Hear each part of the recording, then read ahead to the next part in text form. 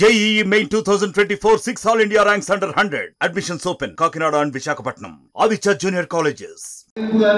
అది మా Bharatiya Janata party booth committee అధ్యక్షులు ఎవరైతే గ్రామాల్లో నేను ఎంత కష్టపడ్డానో నాకంటే ఎక్కువ పొద్దుగా లేస్తే బూత్లో అనేక రకాలైనటువంటి అవమానాలు ఇబ్బందులు అవస్థలు వచ్చినప్పటికీ కూడా స్థానికంగా ఉన్నటువంటి బూత్ అధ్యక్షులు శక్తి కేంద్రాల ఇన్ఛార్జీలు మండల కార్యకర్తలు మండల అధ్యక్షులు ముఖ్యంగా ఈ జిల్లా నడిపించినటువంటి సోదరుడు రథసారథి శ్రీనివాస్ గారు వీళ్ళు వాళ్ళని కాదు ప్రతి ఒక్కరు ఆఖరికి మా కంట్రిబ్యూటర్లకి ఒకడు మా రిపోర్టర్లకి ఒకడు వచ్చిండు రగన్న రేపు అవకాశం వస్తే ఎంపీ అయితే బాగుంటుందని మా జర్నలిస్ట్ మిత్రులు కూడా జెండాలు ఎజెండాలు పక్కన పెట్టి మా ప్రింట్ ఎలక్ట్రానిక్ మీడియా మిత్రులు చాలా మంది నా వెల్ విషర్స్ నా వెల్పులో పాత్ర పంచుకున్నారు వారికి మరియు కనబడకుండా పక్క పార్టీలో ఉన్నప్పటికీ కూడా భారతీయ జనతా పార్టీలో సభ్యత్వం లేకపోయినప్పటికీ Raghunandan is the voice of voiceless Raghunandan గెలిస్తే మా పేరు ఢిల్లీ దాకా వినబడుతుంది రఘునందన్ గెలిచి చెప్పి నేను ఎన్నిసార్లు ఎన్ని కాన్ఫరెన్స్లలో ఒక్కొక్క బూత్ అధ్యక్షుని పేరు పెట్టి గట్టిగా అరిచినప్పటికీ కూడా ఈ గెలుపు మా గెలుపు రఘునందన్ అని చెప్పి కష్టపడ్డ మా మెదక్ నియోజకవర్గ కార్యకర్త బంధువులకి అన్నదమ్ములకి అక్క చెల్లెలకి అందరికీ కూడా ఈ గెలుపును అంకితం చేస్తూ జీవితకాలం భారతీయ జనతా పార్టీ నాయకుడిగా మెదక్ నియోజకవర్గ ఓటర్ మహాశైలకి ఖచ్చితంగా రుణపడి ఉంటా మా ఎమ్మెల్యే పెద్ద లిస్టు తెచ్చిచ్చిండు నాకు రగన్నా గెలిచినావు కదా ఇటు సంగతి ఏదో చూడాలి అథ్లెటిక్స్ ట్రాక్ కి వాకింగ్ పోయినప్పుడు పొద్దుగాలనే చెప్పారు ఇడు అథ్లెటిక్స్ ట్రాక్ ఉండేనా ఇడు అకాడమీ ఉండే దీన్ని ఎత్తుకపోయినా దీన్ని మళ్ళీ మా మెదక్కి తీసుకురావాలని మొదటి కోరిక కాడికి మొదలు పెడితే మా గడ్డ శ్రీనివాస్ గారు చెప్పారు అన్న రైలు సాయంత్రం 5 గంటలకి పోతుంది ఉద్యోగస్తులకు ఇబ్బంది అవుతుంది రైలు సమయాన్ని 5 నుంచి 5:30 పెంచమని చెప్పారు అట్లా మొదలుకుంటే చాలా సమస్యలు మా అక్కనపేటకు చెందిన సిద్ధిరాములు గారు మాట్లాడుతూ చెప్పారు అన్న మాకు అజంతా ఎక్స్ప్రెస్ రాయలసీమ ఎక్స్ప్రెస్ రెండు మా అక్కనపేటలు ఆపాలి అన్నారు అంతకంటే ముందు చేకుంటలు ఉంటారని వాళ్ళు కూడా వెలువెడతారు చేకుంటలు కూడా ఆపాలి అక్కనపేటలు కూడా ఆపాలి ఎందుకంటే నేను దుబ్బాక ఎమ్మెల్యే ఉన్నప్పటి నుంచి ట్రై చేస్తున్నది ఈసారి పూర్తి చేద్దామని కోరుకుందాం మెదక్ రైల్వే స్టేషన్ ప్రారంభోత్సవం వచ్చినప్పుడు రైల్వే జీఎం గారిని అడిగి చేగుంట పోలీస్ స్టేషన్ దగ్గర ఉన్నటువంటి రైల్వే బ్రిడ్జి కోసం మాట్లాడినాం అక్షరాల రూపంలో అది కాగితాల రూపంలో ముందుకు పోయింది వచ్చే వారం ఖచ్చితంగా సౌత్ జోన్ రైల్వే జీఎం గారిని కలిసి south central railway GM Secunderabad గారిని కలిసి ఆ రైలు ఒకటి ఫ్లైఓవర్ అక్కడ వచ్చేటువంటి బ్రిడ్జ్ ఒకటి మెదక్ రైలు సమయం మార్చడం ఒకటి ఇంకెవరో చెప్పినారు రాక్ పాయింట్ కూడా ఒకటి వెనకడికి వాదా చేసిరని వెనకటంతా వాదాలు చేసిపోతే ఇప్పుడు మనం ఆ వాదాలన్నింటినీ పూర్తి చేసేందుకు మీరు అవకాశం ఇచ్చారు మీ ప్రతినిధిగా మీ గొంతుకగా మీ కష్టం ఖచ్చితంగా నియోజకవర్గ కష్టంగా గుర్తించి ప్రతి సమస్యని భారత పార్లమెంట్ లో ఎక్కడెక్కడైతే ఏ అధికారుల దగ్గరైతే ప్రస్తావిస్తే ఈ సమస్యలు పరిష్కారం అయినాయో 100% రఘునందన్ మాటల మనిషి కాదు చేతన మనిషి అని చెప్పి నిరూపించుకొని ఖచ్చితంగా 5 సంవత్సరాల తర్వాత ఇవాళ మీరు పడ్డ కష్టంలో సగం కష్టంతో మనం గెలిచే రీతిలో మీ అందరి అడుగులో ఏంటోనని చెప్పి సందర్భంగా ఆ 7 పాయల దుర్గమ్మ తల్లి సాక్షిగా నేను మీకు ఈ సందర్భంగా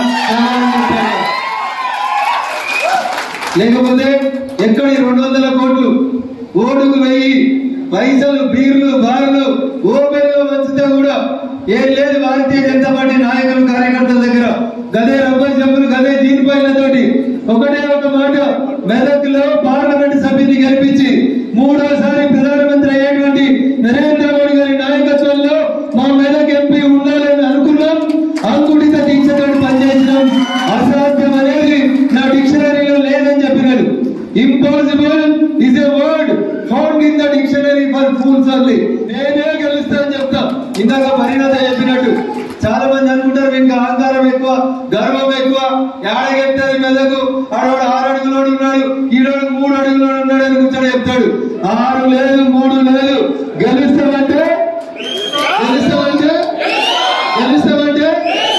ఇది కాన్ఫిడెన్స్ ఇది నెపోలియన్ చెప్పిండు అమెరికా అధ్యక్షుడిగా పోటీ చేసిన అబ్రహం లింకన్ నిరూపించిండు 18 సార్లు పోటీ చేసి ఓడిపోతే కూడా నేను అమెరికా అధ్యక్షుడిగా గెలవాలని కష్టపడితే గెలిచిండు అమెరికా అధ్యక్షుడైండు రఘునందన్ కూడా అంతే చిన్న పల్లెటూరు గొప్పపురం వచ్చిన 500 ఓట్లు ఉన్న కాడికి యాడికి పంపిణీ మీరందరూ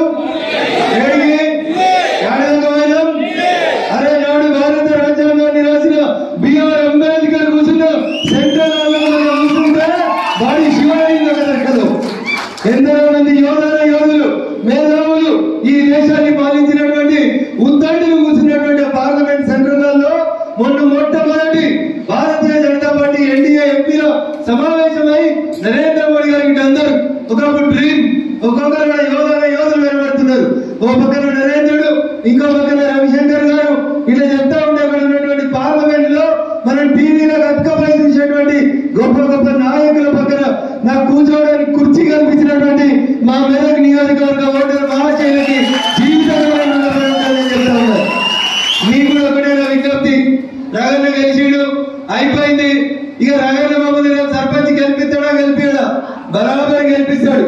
మీ అడుగులో ఉంటాడు, మీ కష్టంలో బరాబర్ రగన్న ఉంటాడు. మీరు దావత్ ఇచ్చిన రోజు మీ ఎంపీ సాబ్ రాకపోవచ్చు, కానీ రగన్న కష్టం వచ్చిందంటే బరాబర్ అందరికంటే ముందుండేది మీ ఎంపీ రగన్న కాదు. అందుకని మీరు కూడా రగన్న సీనన్న 100 కిలోలు ఉన్నాడు, ఈయన మీద నేను కౌన్సిలర్కి వెళ్తానా సర్పంచ్కి వెళ్తానా అంటే అవును పడవద్దు. శత్రువు ఎవడనేది అవసరం లేదు, నీ కాన్ఫిడెన్స్ ఎంత అనేది ముఖ్యం. వెంకటరామరెడ్డి 1,00,000 కోట్లకు అధిపతి. ఎన్ని కోట్లకి? 1,00,000 కోట్లకు అధిపతి. 100 కోట్లకు ఎకరం చంపున 10 ఎకరాలు కొన్నాడు అంటే 1000 కోట్లు వైట్ మనీ పెట్టి భూమి కొన్నాడు. వాడికి 200 కోట్ల లెక్క అవుతాయా? వాళ్ళ సార్కి ఏమన్నా లెక్క అవుతాయా? మరి మన ముందు లెక్క పెట్టినామా? మనం పెట్టినామా? గట్టి పోస లెక్క తీసి వాళ్ళు 200 కోట్లని ఆ 7 పాయల దుర్గమ్మ కాళ్ళ కాడ పెట్టి నిలబడ్డావా లేదా? మెదక్ నిలబడ్డదా లేదా? గెలుస్తామని ఇదే వంశనాలు చెప్పిన నేను, గెలిచినవా లేదా? ఎవరి కృషి? ముంగటిన్నోళ్ళ కృషి. ముందున్నోళ్ళ దానికంటే ఎక్కువ ముంగటిన్నోళ్ళ కృషితో గెలిచినాం. ఎందుకంటే ప్రతి బూతులో ఎదురు వై వంచితే మందు వంచితే వాడు బెదిరిస్తే ఏ రోజు కూడా తరవంచలే. అవసరం ఉంటే నాకు ఫోన్ చేసిరు, రగన్న ఏం చేయమంటామని అడిగితే నేను ఇచ్చిన చిన్న సలహాలతోటి ఎవరినైనా ఎదుర్కోవచ్చని నిరూపించినవా లేదా? ఇది సెల్ఫ్ కాన్ఫిడెన్స్, ఇది ఆత్మవిశ్వాసం. స్వామి వివేకానంద చెప్తాడు, ఇనుప గంటలు ఉక్కు నరాలు కలిగిన వాళ్ళు నాకు 1000 మంది అవసరం లేదు. ఎంతమంది చాలు? 10 మందిని ఇయ్యి. ఎంతమందిని? 10 మందిని ఇయ్యి. మెదకులో మేమే గెలవాలి, అన్ని ఎంపీపీలు జడ్పీటీసీలు అనే గోల్ ఉన్న ఎవరైనా ఉంటే రేపటి నుంచే పనిచేసిన మొదలు పెట్టుకుని. రగన్న నోటిఫికేషన్ రాలేదు కదా, నాకు టికెట్ ఇస్తే 10 కోట్లు పెడతా అంటాడు ఒక ఆయన. భారత ప్రజాస్వామ్యం డాక్టర్ బిఆర్ అంబేద్కర్ గారు చెప్పారు, 1,00,000 కోట్లున్న వెంకటరామరెడ్డి ఓటుకు ఎంత విలువ ఉంటుందో పొద్దుకి మాపడికి మూవలేని మా కార్యకర్తల ఓటు కూడా అంతే బలం ఉంది. కొద్దిసేపటి క్రితం ఈడీఓలు వచ్చిరట పాపం. దానికి మీకు ఇంకా తెలియదు, వెంకటరామరెడ్డి దగ్గర రాలేదు, అది చిన్నది పక్షి. మాజీ ముఖ్యమంత్రి చంద్రశేఖరరావు గారి మీద ఈడీ ఇప్పుడే కొద్దిసేపటి క్రితం కేసు నమోదు చేసింది. ఏం చెప్తారు జనవంతులు? ఏం చెప్తారు? వారి చెడగొట్టకురా, ఎవరికి అన్యాయం చేయకురా, అన్యాయం చేస్తే పాపం కలిగి పోతామని చెప్తారా చెప్పారా? వెంకటరామరెడ్డి గారు మెదకులో బీఆర్ఎస్ కోసం కష్టపడి జెండా మోసి ఏడ్చి ఇందాక నరేంద్ర అన్న చెప్పినట్టు ఊర్లో వెళ్ళిపోయిన కార్యకర్తల ఉసురు ఎవరికి తాకింది? వెంకటరామరెడ్డికి తాకింది. 200 కోట్లు కాదు, వాడు 500 కోట్లు ఖర్చు పెట్టినా వాడు ఎన్నికలలో గెలవడు. తెలుస్తాడా? జనం మొదలైంది ఇప్పుడే. అదే సినిమాలో చిరంజీవి చెప్తాడు, ఏం చెప్తాడు? In front there is crocodile festival. Venkataramareddy గారికి ఉంటుందా క్రొకడైల్ ఫెస్టివల్? గౌరవనీయులు హరీష్ గారికి ఉంటుంది, మాజీ ముఖ్యమంత్రి చంద్రశేఖరరావు గారికి కూడా ఈ క్రొకడైల్ ఫెస్టివల్. పడ్డాడు ఎప్పుడు చెడ్డాడు కాదు, బాధపడద్దు. మాటపడ్డం, గాయపడ్డం, దెబ్బ తిన్నాక పులి కొంచెం గట్టిగా వస్తుంది. దుబ్బాకల దెబ్బ కొట్టినని చాలా ఎగిరి 6 అడుగులు ఉన్నాడు అన్నాడా? నిన్న సిద్దిపేటకి ఆయన ఉండగా ఆయన కూర్చున్న మీటింగ్ కి ఎస్కాట్ లో ఇంకోటి వస్తాడని కలగట్టాడా? ఎప్పుడన్నా హరీష్ రావు అన్నాడా? నిరూపించినవా? చేసినవా?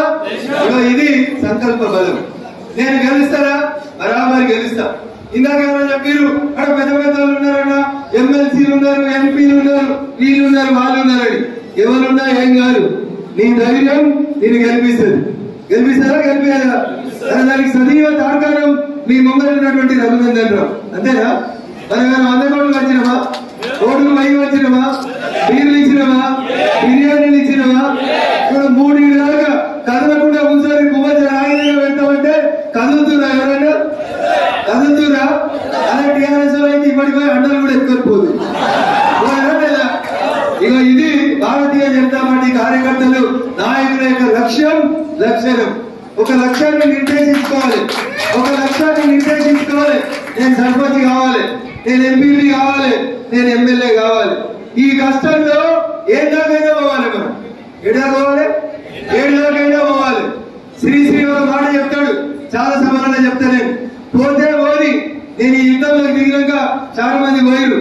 పోతే పోని, దాంట్లో సతీ ఉందా, సుతుడు ఉన్నాడా, ఇంకెవరు ఉన్నారా పట్టించుకోకు.